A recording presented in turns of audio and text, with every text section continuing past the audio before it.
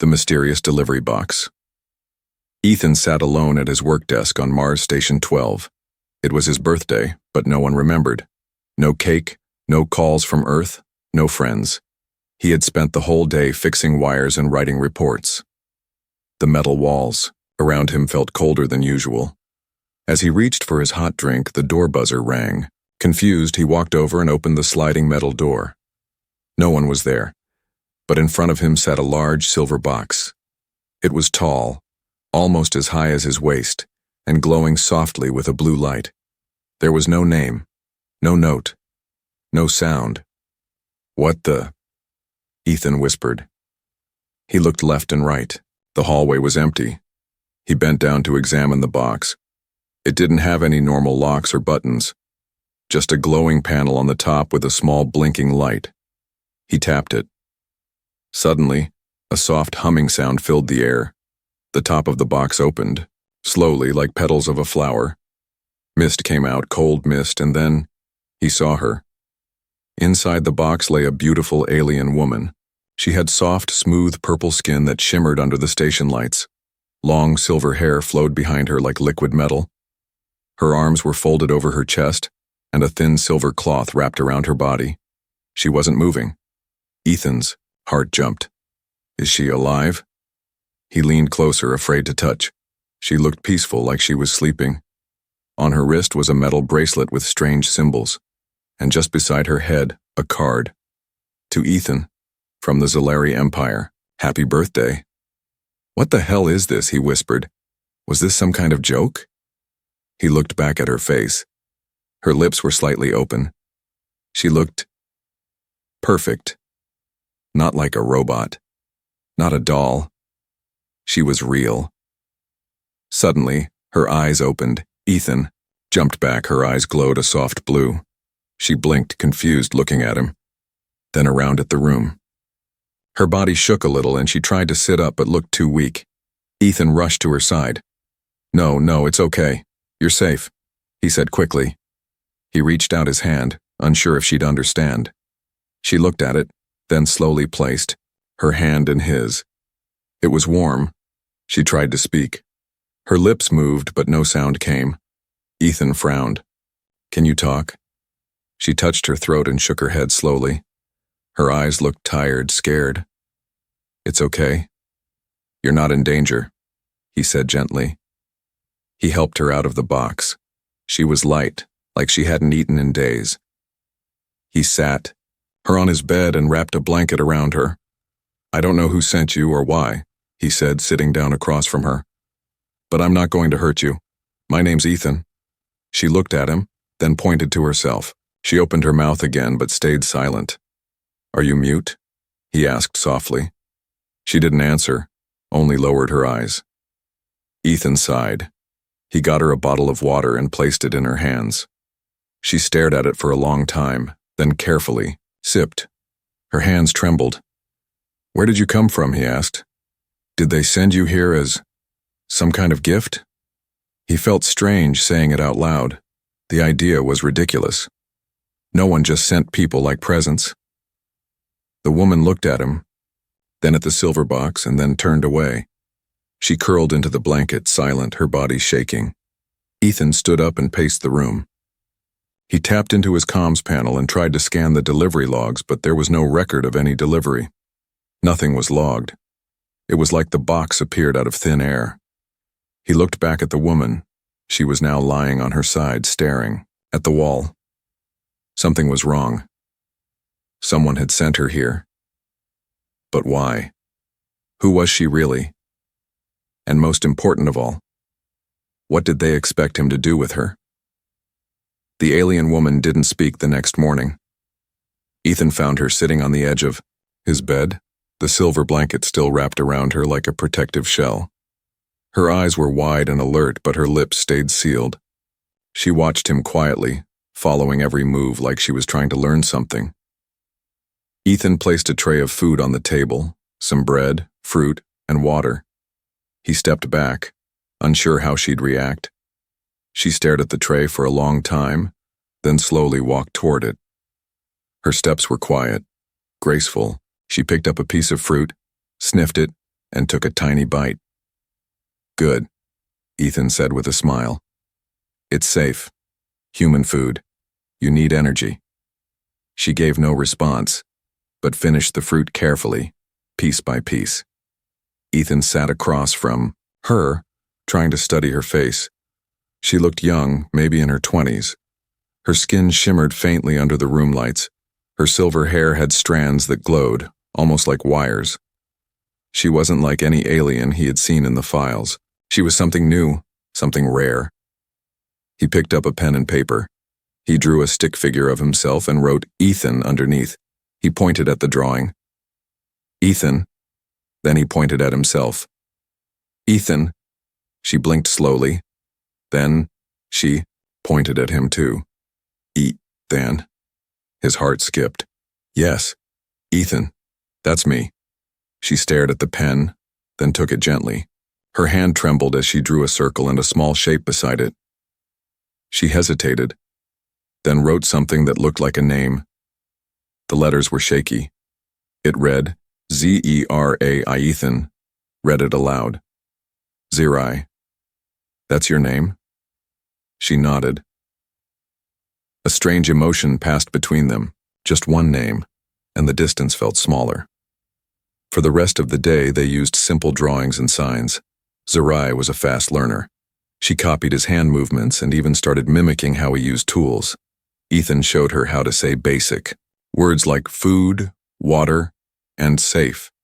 She repeated them slowly, whispering the sounds like they were new magic. But something stayed off. She would look at the door with fear. Sometimes she flinched at sudden noises or flickering lights. Once, when an alarm sounded in the hallway, she grabbed his arm tightly and hid behind the bed, trembling like a child. That night, Ethan tried to sleep, but he couldn't stop thinking. Where did she come from? Why couldn't she speak before? Who sent her? And why did she look so afraid? He turned over in bed and saw her awake, sitting on the floor with the pen and paper again. Her back was to him and she was writing slowly. He pretended to be asleep, not wanting to scare her. After a while, she stood up and taped the paper to the wall. Then she quietly lay down on the floor and wrapped the blanket around herself. Ethan waited a few minutes, then got up. He walked to the paper on the wall and read the message she had written. The letters were shaky, some backwards, but the words were clear. "Help me. I am not a gift." He stared at it, his chest tightening. She hadn't come to him by choice. This wasn't a birthday surprise. This was a cry for help. The next day, Ethan avoided the station guards. He kept Zerai hidden inside his room and blocked the door logs. He began searching the station network for clues, alien delivery ships, Zalari records, anything. But there was nothing. No one had seen the box arrive. No sensors had picked up a ship. It was like she had been teleported straight into his life. Zerai grew more relaxed around him. She smiled now, a soft and gentle smile that made Ethan forget he was on a cold metal space station. She followed him as he worked, quietly helping with small tasks. She seemed to love light and warm water. She often stood near the window, watching Mars' red sands like she was dreaming of something far away. He taught her how to use the communicator and voice AI, but she rarely spoke. When she did, her voice was soft and breathy like the wind, but every time Ethan asked about her past, her home, or why she came here, she looked away, or wrote nothing at all. That night, he found her awake again. She wasn't writing this time. She was staring at the stars through the window. "I'll protect you," Ethan whispered. "Whoever sent you here, they don't own you." Zerai didn't speak, but she reached out slowly, touched his hand, and held it tight. Something in her touch said thank you, but something in her eyes still said, "They're coming for me." The days passed quietly, but Ethan could feel the storm coming. Zerai was calm on the outside, learning more each day, but her eyes often wandered to the door, like she was listening for footsteps that hadn't come yet. Ethan pretended everything was normal, just a man sharing his room with a strange guest, but deep inside he knew the truth. She was hiding, and soon someone would come looking. That morning, while Zerai was carefully learning how to use the data pad, Ethan checked the wall again. The old message still hung there. Help me. I am not a gift. The word stayed in his mind like a whisper he couldn't ignore. He sat down beside her. Zerai, he said softly, I need to know more. I want to help, but I don't know who you're running from. Zerai hesitated. She looked down at her glowing bracelet, the only thing she had arrived with. She slowly unlatched it and handed it to him. The metal was light, but humming with hidden energy. Symbols flashed across its surface. Alien script that Ethan couldn't read. He scanned it with his tablet. A list of information popped up. Name, Zerai Zalari. Status, property. Shipment ID, 0147, Exile Princess.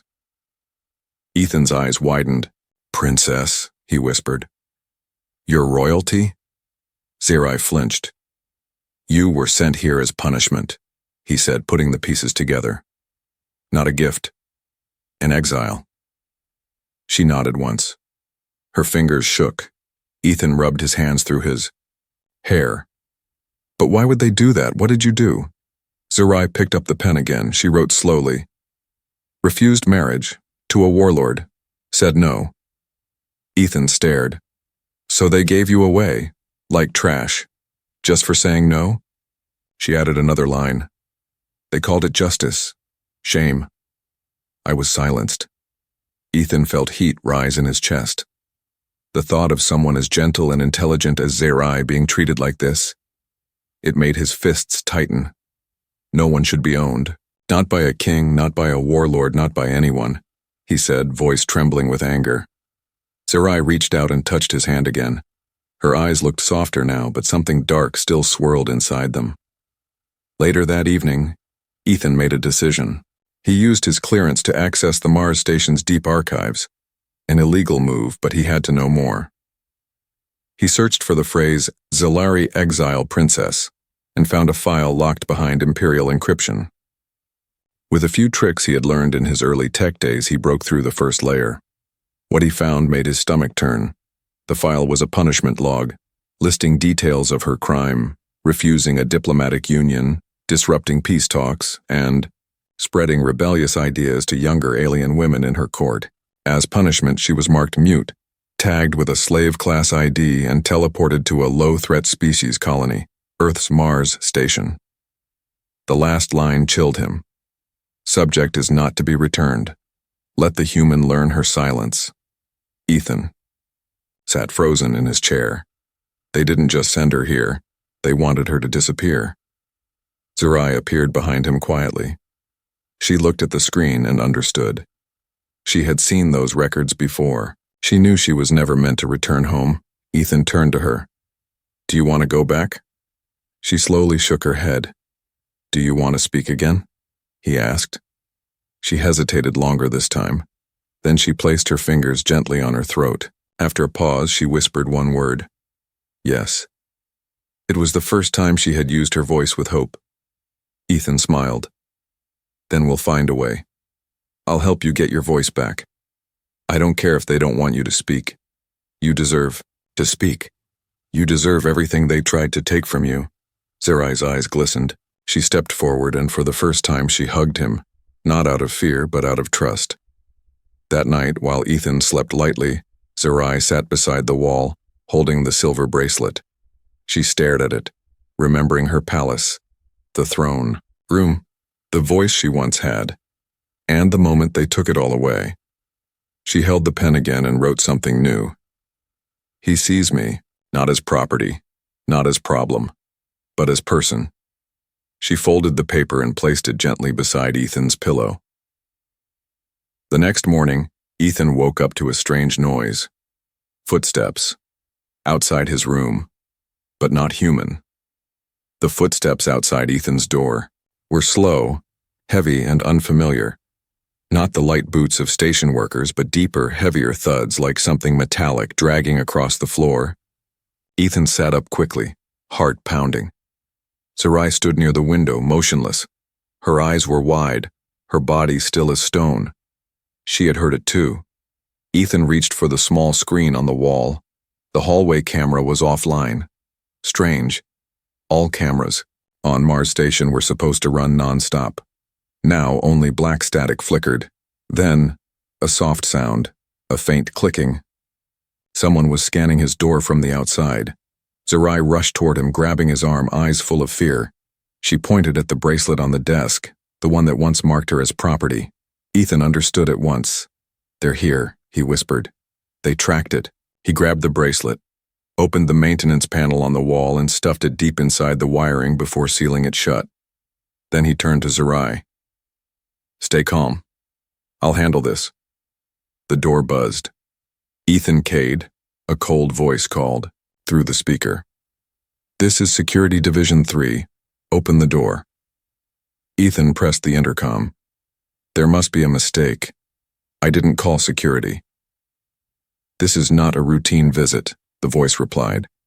"Open the door immediately, or we override." Ethan glanced at Zerai. She was trembling. Not from the cold, but from recognition. She had heard that voice before. He pressed the manual lock and stepped back. "I won't let them take you," he whispered. Seconds later, the door hissed open. 2 tall figures entered. They weren't human. Their faces were hidden behind silver masks and their armor shimmered like liquid metal. On their shoulders was a symbol, an X made of stars. Ethan had seen it before, in the file, the seal of the Zellari Royal Guard. Without speaking, the first guard scanned the room. His eyes paused on Zerai. The second one pulled out a glowing rod, a containment baton. Ethan stepped in front of her. "She's under my protection," Ethan said firmly. The guards looked at each other. Then one of them finally spoke. "This female was sent here under Imperial Exile Code. She does not have the right to seek protection. She is property." Ethan's jaw clenched. "Not here, she isn't." "You are interfering with Zellari law," the guard replied coldly. "You have 5 seconds to stand down." Ethan didn't move. Zerai suddenly stepped forward, holding a datapad. She tapped the screen, pulling up the translation function Ethan had taught her. She typed slowly, then pressed play. A soft voice from the device spoke. "I am not property.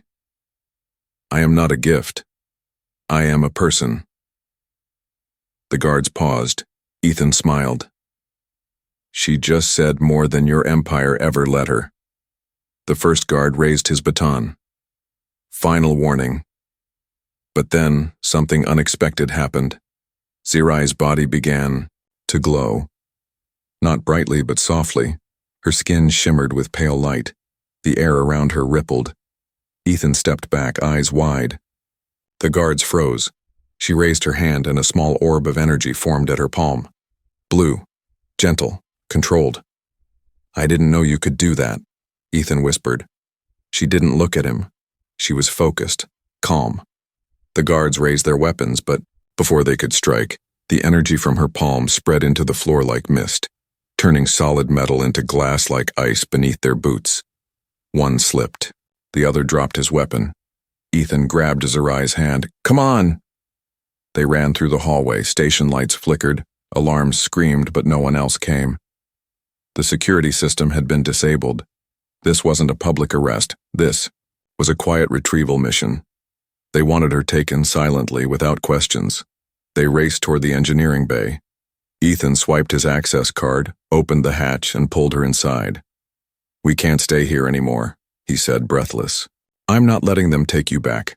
Never." Zerai looked at him and nodded. Together they entered the small transport pod hidden behind the engineering storage. It wasn't fast, but it was undetectable, designed to move between surface bunkers without showing up on main sensors. Ethan started the system. As the pod lifted, he looked back through the small window. He could still see the guards standing in the hallway watching. Zerai touched his arm. When he turned, she pointed at his chest. Then slowly, with trembling lips, she whispered 2 words. Not through a translator, but with her real voice. "Thank you." It was the clearest sound he had ever heard. And in that moment, Ethan knew. She hadn't come to him for safety. She had come for freedom. The small transport pod shook as it sped across the cold surface of Mars. Ethan kept one hand on the control panel and the other close to Zerai, who sat beside him, her silver hair glowing softly in the dim light. Outside, red dust swept over, the window like a storm trying to bury them. Inside, silence. A heavy silence filled with fear, and something else, something new between them. They didn't speak. Words weren't needed. She had spoken once, and that was enough. Her whisper, "Thank you," still echoed in Ethan's ears. It wasn't just gratitude, it was trust, and trust meant risk. Zerai gripped his arm as a loud beep echoed from the screen. A sensor alert. A ship was following them. Ethan's heart dropped. He tapped the monitor. The radar showed a dark shadow above them, cloaked, but visible to close range. Scan. The Zalari ship, they had found the pod. The guards weren't giving up. "We need to hide," he muttered. "We'll never outrun a cloaked ship in this thing." Zerai looked at the screen, then pointed south. Her finger traced the shape of a ridge, a line of rocky canyons known as the Sleeping Spires, miles of natural tunnels. Ethan had studied them once during training. No satellite signal could pass through that maze. He adjusted the controls and aimed for the ridge. Behind them, the shadow moved faster. The pod dipped low, skimming over the red sands, kicking up clouds of dust. Wind slammed against the windows. The small engine roared in protest, but Ethan pushed it harder. The Zalari weren't firing yet, but he could feel their pressure building. They wanted her back, not dead, just gone. The ridge appeared like sharp teeth in the distance, jagged black rocks rising from the desert like a broken crown. Ethan spotted a narrow gap, a tunnel wide enough to fit the pod if he aimed just right. "Hold on," he yelled. Zerai grabbed the straps and braced herself. The pod shot forward and slipped into the canyon with inches to spare. Rocks scraped the sides, but they made it in. The moment they entered, the radar went silent. The walls around them blocked all signals. The ship above couldn't track them now. The pod slowed as Ethan navigated the twisting paths. The lights dimmed. Red emergency glow lit the inside. Zerai looked around, then turned to him with wide, cautious eyes. "We'll stay here," Ethan said, breathing hard. "Hide in the caves until they leave. It's not perfect, but it's something." They found a narrow ledge deep in the canyon where the pod could land safely and remain hidden under stone. Ethan opened the hatch. Cold wind rushed in. Zerai stepped out first. Her bare feet touched the red dust and she closed her eyes, breathing in the quiet. For the first time since she arrived, she looked at peace. Ethan grabbed supplies, blankets, food packs, a heat lamp, and followed her into the shadows. They found a small natural cave, dry and protected. As they settled in, he lit the lamp. Soft warmth filled the space. Zerai sat close, wrapping the blanket around her shoulders. She picked up the datapad and began drawing. A smooth shape like a bird, wings outstretched, flying over a planet. Ethan leaned closer. "What's that?" he asked. She typed beside the drawing. "A tale from my home. A woman flew to another world to find her voice." He smiled. "That sounds familiar." Zerai didn't smile back. She looked at him and typed again. But in the story, the voice was stolen again. Ethan reached out and touched her hand gently. Not this time. Outside, the wind howled through the canyon like distant voices crying. The night grew cold. But inside that cave, something warm began to grow, stronger than fear, louder than silence.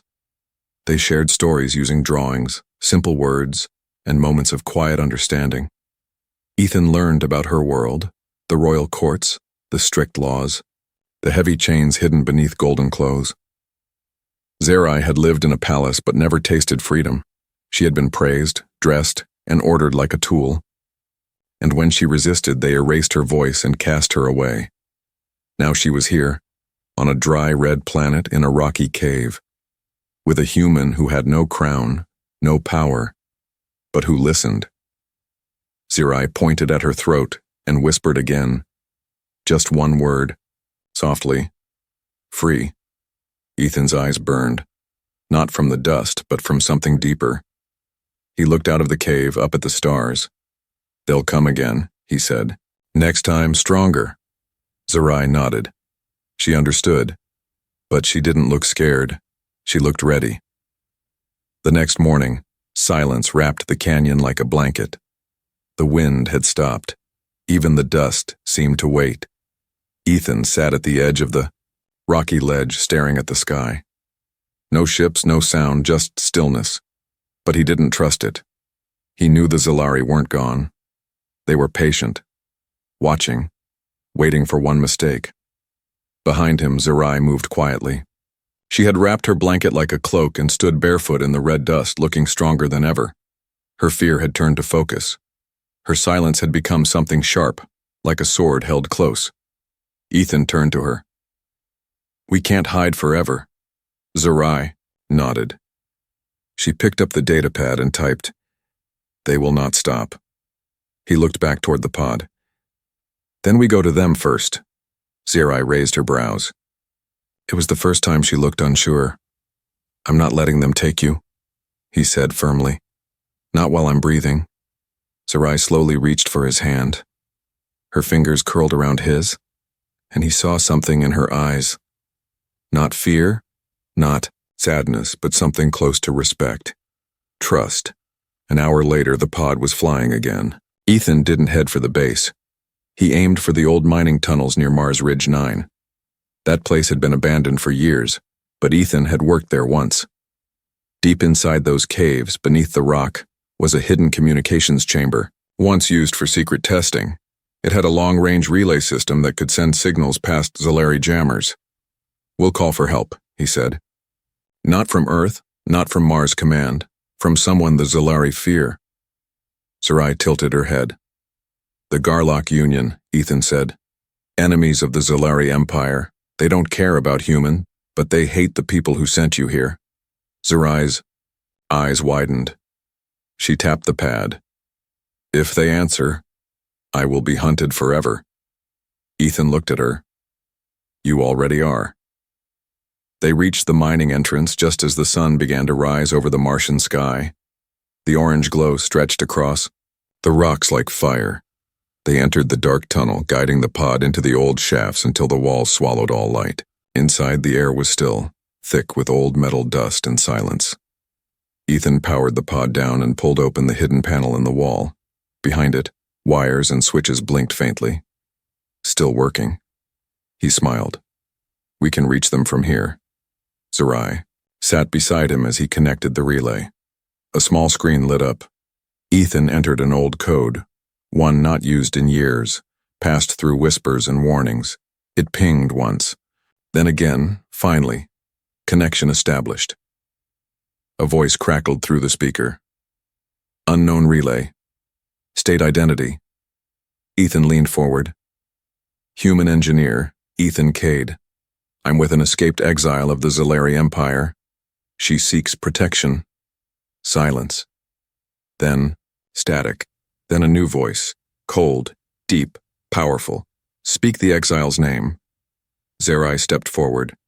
She placed her hand on the pad and typed, Zirai Zalari, daughter of Empress Thalia, betrayed by my own blood. A long pause. Then the voice returned, sharper this time. We know her. She once spoke in our court. We believed her dead. Ethan glanced at Zirai. She looked down, remembering. Can you protect her? Ethan asked. The voice replied, We can, but there will be war. Ethan looked at her again.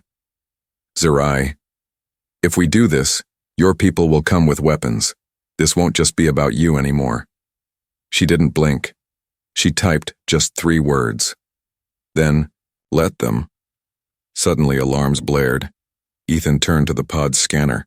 A ship had entered the tunnel fast. Too fast. They found us. Zirai jumped up.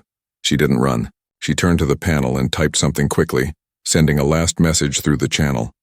The cave wall exploded. The Zalari guards stormed in, 4 of them this time, weapons raised. They didn't speak. They didn't threaten. They were here to take. Ethan stood in front of her. "You're not getting her." One of the guards raised a pulse cannon. But before he could fire, light exploded from behind Ethan. Blue energy, pure, bright, and full of power, rushed through the tunnel like a wave. Zerai stood tall, hands outstretched, her body glowing, brighter than ever. The guards froze. She didn't attack. She didn't harm. She simply held them still, suspended by light. One guard's weapon shattered in midair. Then Zerai spoke. Not with her voice, but with the translator, clear and strong. "You exiled me, silenced me, but I am still here, and I will never go back." The guards dropped to their knees, as if crushed by a force too heavy to resist. Ethan grabbed Zerai's hand. From above, a deep rumble shook the ground.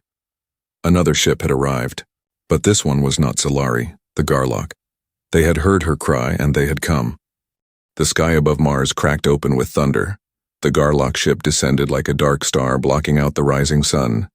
Its sharp wings stretched wide, and its engines screamed through the thin atmosphere. Ethan and Zerai stood at the edge of the collapsed mining tunnel, staring up as red dust spun around them in wild circles. Behind them, the Zalari guard still knelt, trapped in the strange blue energy that surrounded them, Zerai's power. The moment the Garlock vessel landed, its heavy doors slid open. A tall figure stepped out, cloaked in black, skin dark blue like frozen night, eyes glowing yellow. The Garlock commander. He spoke in perfect standard, his voice cold and careful. "We received her signal." Ethan stepped forward. "She needs protection. Asylum. She's not a gift. She's not a criminal. She's..." The commander raised a hand. "We know what she is. She once stood in our courts and spoke of peace. Her voice moved many.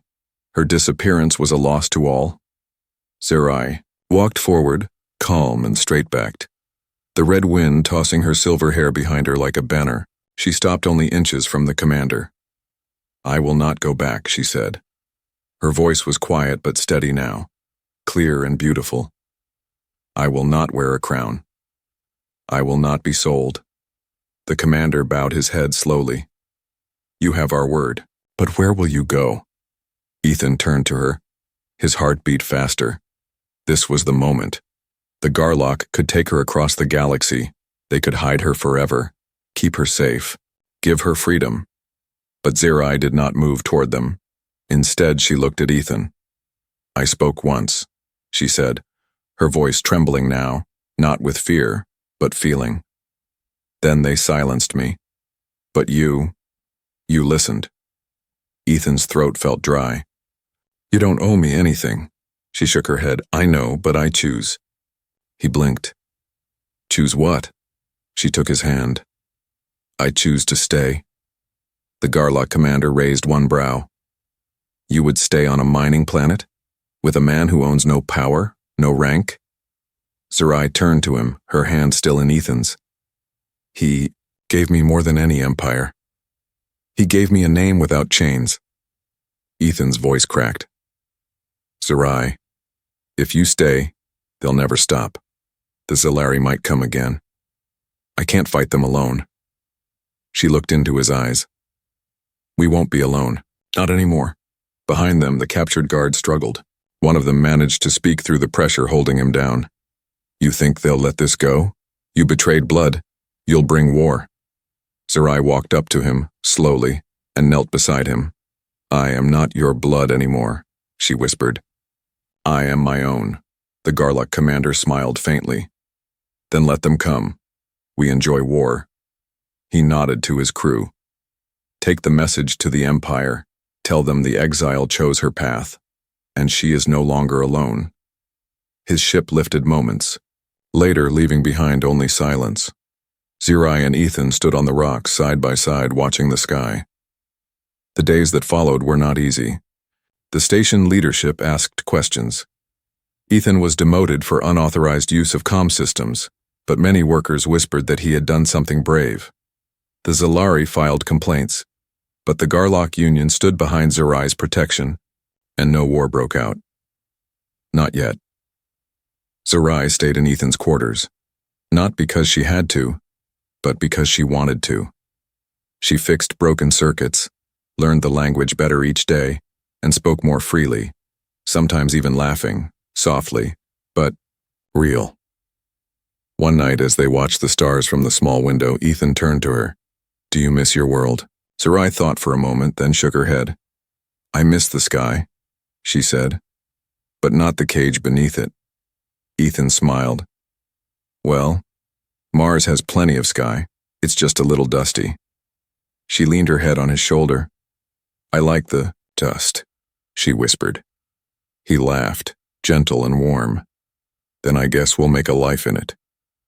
Outside, the red planet kept spinning, silent and strange. But inside that tiny room on Station 12, two hearts beat in rhythm, not because they had to, but because they chose to. She had been sent as a silent gift. Now, she was no one's property, no one's prisoner. She was just Zerai, and she was finally free.